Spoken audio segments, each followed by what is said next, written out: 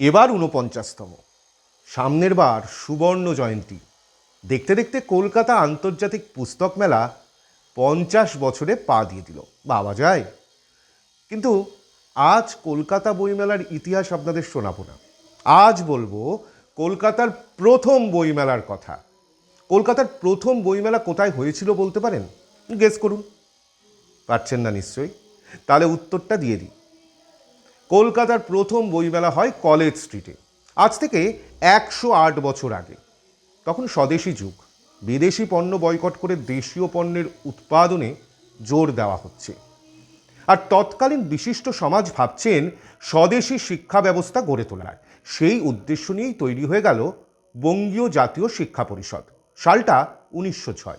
এর ঠিক ১২ বছর পর ১৯১৮ সালের এপ্রিলে বঙ্গীয় জাতীয় শিক্ষা পরিষদ ডাক দিল জাতীয় শিক্ষা সপ্তাহের, কলেজ স্ট্রিট চত্বরে। সেই অনুষ্ঠানের অঙ্গ হিসেবে ছিল দুটি প্রদর্শনী, একটি শিল্প, অন্যটি পুস্তক। প্রদর্শনীর নামই। তাতে যোগ দিলেন দেশের নানা স্বদেশি প্রকাশকরা। তাদের মধ্যে উল্লেখযোগ্য বেনারসের মতিলাল বেনারসি দাস পাবলিশার, কলকাতার বসুমতী প্রকাশন। এবার বলা যাক উদ্যোক্তাদের তালিকা। কলকাতার প্রথম পুস্তক প্রদর্শনী তথা বইমেলার উদ্যোক্তাদের তালিকাটা বেশ লম্বা। কে না ছিলেন না?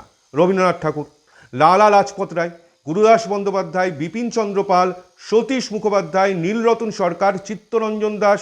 আরও নাম বলবো? জাতির বৌদ্ধিক উন্নতির জন্য গ্রন্থকারদের এগিয়ে আসার আহ্বান জানান অরবিন্দ ঘোষ। এবার বুঝতে পারছেন তো কেন বইপ্রেমী বাঙালির জিনে ঢুকে আছে বইমেলা?